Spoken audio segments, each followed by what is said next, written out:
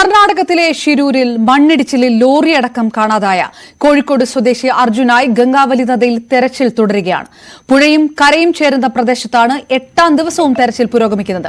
കരയിൽ നിന്ന് മാറി 40 മീറ്റർ അകലെ പുഴയിൽ സിഗ്നൽ ലഭിച്ച സ്ഥലത്തും നാവികസേന തെരച്ചിൽ നടത്തുന്നുണ്ട്.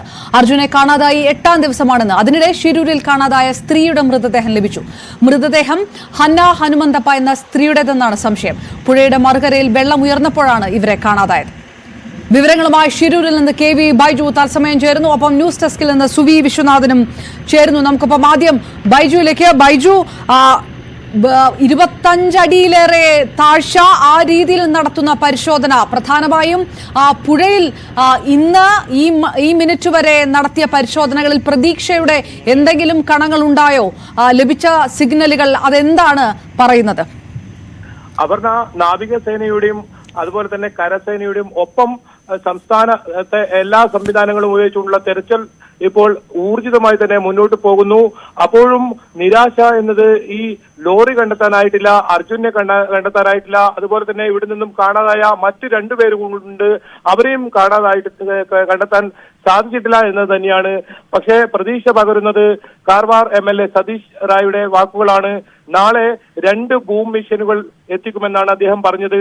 അങ്ങനെയാണെങ്കിൽ വളരെ പെട്ടെന്ന് തന്നെ ഇവിടെയുള്ള മണ്ണ് നീക്കം ചെയ്ത് ഇത്തരത്തിൽ ലോറി ഉണ്ടോ എന്ന് കണ്ടെത്താൻ സാധിക്കും. എന്തായാലും തിരച്ചിൽ 7 മണിയോടുകൂടി ഇന്ന് അവസാനിപ്പിക്കുമെന്നാണ് ഏറ്റവും ഒടുവിലായി നമുക്ക് ലഭിക്കുന്ന വിവരം.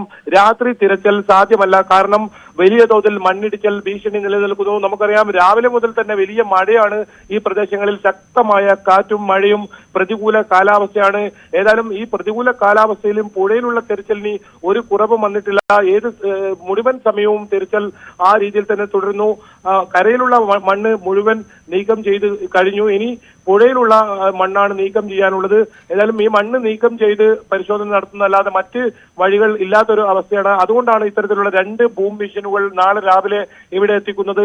എന്തായാലും അത് വരുന്നതോടുകൂടി ഈ തെരച്ചിലിന്റെ വേഗത കൈവരിക്കുമെന്ന കാര്യത്തിൽ സംശയമില്ല. പക്ഷേ അപ്പോഴും ഉയരുന്ന ചോദ്യം, 8 നാളായിരിക്കുന്നു അർജുനെയും ലോറിയെയും ഒപ്പം ഇവിടെയുള്ള 2 ആളുകളെയും കാണാതായിട്ട്. ഏതായാലും നേരത്തെ ഈ കാണാതായ സ്ത്രീയുടെ മൃതദേഹം ഇപ്പോൾ കണ്ടെത്തിയിട്ടുണ്ട്.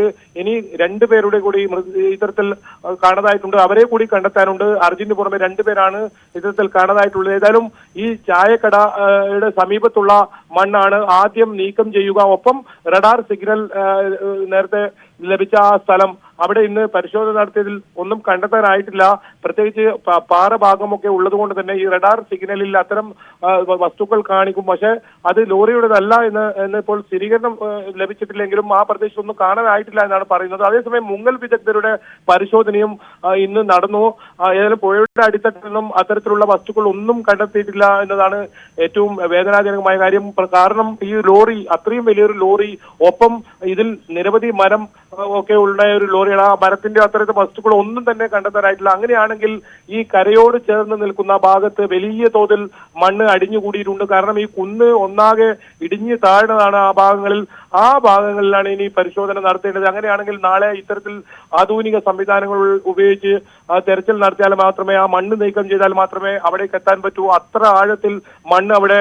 തീർച്ചയായിട്ടും ബൈജു, അതെങ്ങനെയാണ് എന്നുള്ളൊരു ചോദ്യം കൂടിയാണ്. നേരത്തെ പറഞ്ഞതുപോലെ 25 അടിയിലേറെ താഴ്ച, വളരെ ശക്തമായിട്ടുള്ള അടിയൊഴുക്ക്, പലപ്പോഴും ഈ നേവിക്ക് തന്നെ പിന്മാറേണ്ട സ്ഥിതിഗതികളൊക്കെ ഇടയ്ക്ക് വന്നിരുന്നു. ഈ കരയിൽ മണ്ണ് നീക്കിയതുപോലെ എളുപ്പമാകുന്നില്ല പുഴയിൽ മണ്ണ് നീക്കുക എന്നുള്ളൊരു വിഷയം കൂടി ഉണ്ടല്ലോ. അപ്പോൾ കൂടുതൽ സജ്ജീകരണങ്ങൾ ഇനിയുള്ള മണിക്കൂറുകൾ വേണ്ടിവരുമോ? അങ്ങനെ ഒരു വെല്ലുവിളി അവിടെ ഉണ്ടോ? ഇനി നാളെ അടക്കം ഈ തെരച്ചിൽ ഏത് തരത്തിലായിരിക്കും തുടരുക എന്നുള്ള സൂചനകൾ ഉണ്ടോ ഇപ്പോൾ? തീർച്ചയായും. ഞാൻ അല്പം സമയം മുമ്പ് ഈ ജിതിൻ, അവരുടെ ബന്ധു ജിതിനുമായി ഞാൻ സംസാരിച്ചിരുന്നു. അവരും വലിയ പ്രതീക്ഷ പുലർത്തുന്നു നാളത്തെ തെരച്ചിലിൽ. കാരണം അവർക്കും ഇത്തരത്തിൽ ഉറപ്പ് ലഭിച്ചിട്ടുണ്ട്, സംവിധാനങ്ങൾ ഉണ്ടാകും. നാളെ അത്തരത്തിൽ വലിയ സംവിധാനങ്ങൾ ഒരുക്കി നാളെ തന്നെ ഈ ലോറി കണ്ടെത്താനുള്ള ശ്രമം ഉണ്ടാകും. ഏതായാലും 9ാം നാളിലേക്ക് കടക്കുകയാണ്. നാളത്തേക്ക് ഇന്ന് ഈ ദിവസം, അതായത് ചൊവ്വാഴ്ച രാവിലെ 8:30 ഈ സംഭവം ഉണ്ടായത്, ഈ വലിയ ദുരന്തമുണ്ടായത്. അതിനുശേഷം വളരെ വൈകി 7 ദിവസത്തിനൊടുവിലാണ് കരയിൽ ലോറിയില്ല എന്ന് സ്ഥിരീകരണം വരുന്നത്. ഇനി ഏതായാലും പുഴ കേന്ദ്രീകരിച്ചുള്ള തെരച്ചിൽ തന്നെയാണ് നടക്കുക. എല്ലാ സംവിധാനങ്ങളും നിലവിൽ ഏത് തരത്തിലാണോ കരയിൽ പരിശോധന നടത്തിയത് ആ സംവിധാനങ്ങളെല്ലാം തന്നെ പുഴയിൽ കേന്ദ്രീകരിച്ച് തെരച്ചിൽ നടത്തുന്നു. പക്ഷേ അപ്പോഴും അപർണ സൂചിപ്പിച്ചതുപോലെ തന്നെ ഈ വളരെയേറെ പരിമിതിയുണ്ട്. കരയിൽ ഉപയോഗിച്ച യന്ത്രങ്ങളൊന്നും പുഴയിൽ ഇത്തരത്തിൽ മണ്ണ് നീക്കം ചെയ്യാൻ പറ്റാത്ത സാഹചര്യമുണ്ട്. JCB പോലുള്ള ഉപകരണങ്ങളൊന്നും ഈ പുഴയിൽ നിന്നും മണ്ണ് നീക്കം ചെയ്യാൻ സാധിക്കില്ല. അതുകൊണ്ടാണ് അത്തരത്തിലുള്ള യന്ത്രങ്ങൾ കൊണ്ടുവരുന്നതെന്ന് കാർവാർ MLA പറഞ്ഞത്. ഏതായാലും നാളെ വലിയ പ്രതീക്ഷയുണ്ട്.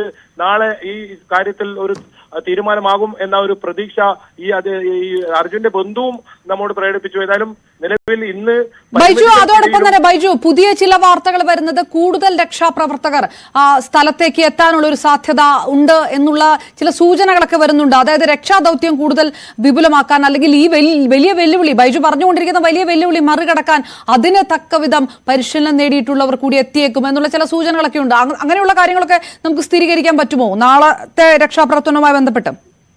തീർച്ചയായും കൂടുതൽ പേർ നാളെ ഈ നാവികസേനയുടെ കൂടുതൽ പേർ നാളെ എത്തുന്നുണ്ടെന്നാണ് അറിയിച്ചത്. കാരണം ഈ പുഴയിൽ അടിയൊഴുക്ക് അത്രയും ശക്തമാണ്. മാത്രമല്ല ഈ ഇതിൽ ജലം ഈ കൊങ്കൺ ഏരിയയിലെ മുഴുവൻ നദികളും എത്തിച്ചേരുന്ന പതിക്കുന്ന ഒരു പ്രദേശം കൂടിയാണ് ഈ പുഴ.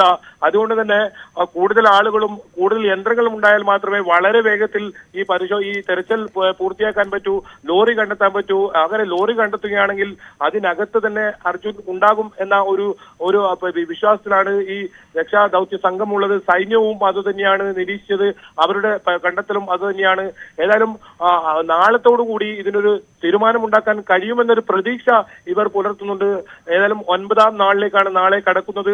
അപ്പോഴേക്കും ലോറി കണ്ടെത്തുമെന്നൊരു വലിയ പ്രതീക്ഷയുണ്ട്. എന്തായാലും പുതിയ ഇത്തരത്തിലുള്ള യന്ത്ര സംവിധാനങ്ങൾ കൊണ്ടുവരണമെന്ന് ഇന്ന് രാവിലെ മുതൽ തന്നെ ന്യൂസ് 18-ലൂടെ തന്നെ അവരുടെ ബന്ധുക്കൾ നിരന്തരം ആവർത്തിക്കുന്ന സാഹചര്യം ഉണ്ടായിരുന്നു. ഏതായാലും AKM അഷ്റഫ് MLA ഉൾപ്പെടെയുള്ളവർ ഈ സ്ഥലത്ത് തുടരുന്നുണ്ട്.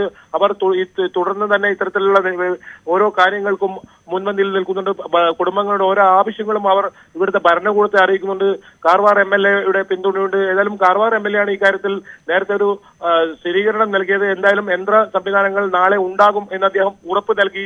അത് ബന്ധുക്കൾക്കും വലിയ ആശ്വാസമായിട്ടുണ്ട്. അവരുമായി സംസാരിച്ചപ്പോഴും അവർ പങ്കിട്ടത് അത് തന്നെയാണ്. നിലവിലെ ഈ ഒരു പരിശോധനയിൽ ഒന്നും കണ്ടെത്താൻ സാധിക്കില്ല. വളരെ മന്ദഗതിയിൽ. ബൈജു, അപ്പോഴും ഇനി ഉറ്റുനോക്കുന്നത് നാളത്തെ പരിശോധനയിലേക്ക്. ബൈജു പറഞ്ഞ പോലെ തന്നെ കൂടുതൽ സജ്ജീകരണങ്ങൾ എത്തിക്കണമെന്ന് കുടുംബവും ആവശ്യപ്പെട്ട സാഹചര്യം അതിലേക്ക് കടക്കുമ്പോൾ നദീതീരമാണ്. ഈ ഷിരൂര് കുന്നിന്റെ ചെരുവിലെ പാതയിലൂടെയൊക്കെ ഇത്രയും ഭാരമുള്ള യന്ത്രസാമഗ്രികൾ കൊണ്ടുവരിക, അത് റെസ്ക്യൂ ടീമിനെ സംബന്ധിച്ചിടത്തോളം അതൊരു വെല്ലുവിളിയായിട്ട് നിൽക്കുന്നുണ്ടോ മുന്നിൽ? അപർണ, ഏതെങ്കിലും തരത്തിൽ ഈ മഴ ഇന്ന് രാത്രിയും ഇതേ രീതിയിൽ തുടർന്നാൽ മാത്രമേ അത്തരം പ്രശ്നങ്ങൾ ഉണ്ടാകൂ. ഇപ്പോൾ ഈ റോഡിലെ മുഴുവൻ മണ്ണും നീക്കം ചെയ്ത് ഗതാഗത യോഗ്യമാക്കിയിട്ടുണ്ട്. ഏതായാലും ഈ രക്ഷാപ്രവർത്തനം നടക്കുന്നതുകൊണ്ട് മാത്രമാണ് ഇതിലെ കൂടിയുള്ള ഗതാഗതം തുറന്നു കൊടുക്കാത്തത്. ഇപ്പോഴും ഈ ഗതാഗതം നിരോധിച്ചു തന്നെയുണ്ട്. ഈ പൂനെ മംഗളൂരു പ്രധാനപ്പെട്ട ഒരു പാതയാണ്. ഇതുവഴി മാത്രമേ മംഗളൂരുവിലേക്കോ അതുപോലെ തിരിച്ച് ഗോവയിലേക്കോ കടക്കാൻ പറ്റൂ. മറ്റു ഊടുവഴികൾ ഒന്നും തന്നെയില്ല. അതുകൊണ്ട് തന്നെ ഭാരമേറിയ ഒരുപാട് വാഹനങ്ങൾ ഇവിടെ കാത്തു കെട്ടിക്കിടക്കുന്നുണ്ട്. പക്ഷേ രക്ഷാപ്രവർത്തനം പുരോഗമിക്കുന്നതുകൊണ്ട് ഈ വാഹനങ്ങളെ കടത്തിവിടുന്നില്ല. ഒരു പക്ഷേ ഇന്ന് രാത്രി ഇതുവഴി കുറച്ച് വാഹനങ്ങളെ കടത്തിവിടാനുള്ള ഒരു ആലോചന ജില്ലാ ഭരണകൂടം നടത്തുന്നുണ്ട്. ഏതായാലും എത്ര വലിയ വാഹനങ്ങളായാലും ഇവിടെ എത്തുന്നതിൽ ഇപ്പോൾ യാതൊരു തടസ്സവുമില്ല. അത്തരത്തിൽ റോഡിലുണ്ടായിരുന്ന മുഴുവൻ മണ്ണും നീക്കം ചെയ്തിരിക്കുന്നു. പ്രത്യേകിച്ച് കരസേന വന്നതോടുകൂടി ഇന്നലെ അതിനെല്ലാം വളരെ വേഗതയാണ് കൈവരിച്ചത്. റോഡിലുള്ള മുഴുവൻ മണ്ണും കല്ലും മണ്ണും ഒക്കെ മാറി സാധാരണ നിലയിലേക്ക് റോഡ് മാറിയിരിക്കുന്നു. ഈ വാഹനങ്ങൾക്ക് ഇവിടത്തേക്ക് എത്താനും പ്രയാസമില്ല. ഏതായാലും ഈ കരയോട് ചേർന്ന് നിൽക്കുന്ന ഈ പ്രദേശത്താണ് മണ്ണ് കൂടുതലായി ഉള്ളത്. ആ മണ്ണാണ് നീക്കം ചെയ്യേണ്ടത്. ഏതായാലും ആദ്യ പരിഗണന ആ മണ്ണ് നീക്കം ചെയ്യാനായിരിക്കും. നേരത്തെ കടയുണ്ടായ ആ സ്ഥലത്ത് അവിടെ ഒരു മണ്ണ് മുകളിൽ നിന്നും ഒരു മല അതേപടി അവിടെ പതിച്ചിട്ടുണ്ട്. ആ മണ്ണ് നീക്കം ചെയ്യേണ്ടതുണ്ട്. എന്തായാലും റഡാർ സിഗ്നൽ മാത്രം വിശ്വസിച്ച് മുന്നോട്ട് പോകാൻ സാധിക്കില്ല. കാരണം ഇതിന്റെ അടിത്തട്ടിലുള്ള പാറ ഒക്കെ ഈ റഡാർ സിഗ്നൽ ഇത്തരത്തിൽ വരുന്നതുകൊണ്ട് തന്നെ അത്തരം പരിശോധനകളല്ലാതെ മണ്ണ് നീക്കി പരിശോധന മാത്രമേ ഇപ്പോൾ സാധ്യമാകൂ. അതിൽ മാത്രമേ തീർച്ചയായും 8ാം നാൾ അവസാനിക്കുമ്പോഴും തെരച്ചിൽ തുടരുകയാണ്. നാളെ കൂടുതൽ സംവിധാനങ്ങൾ എത്തിച്ചുകൊണ്ട് കൂടുതൽ സജ്ജീകരണങ്ങൾ ഒരുക്കിക്കൊണ്ട് തെരച്ചിൽ തുടരും എന്ന് ഗംഗാവലിപ്പുഴയിൽ തെരച്ചിൽ തുടരുമെന്ന് ഷിരൂരിൽ നിന്ന് ഞങ്ങളുടെ പ്രതിനിധി KV ബൈജു റിപ്പോർട്ട് ചെയ്യുകയായിരുന്നു. ന്യൂസ് ഡെസ്കിൽ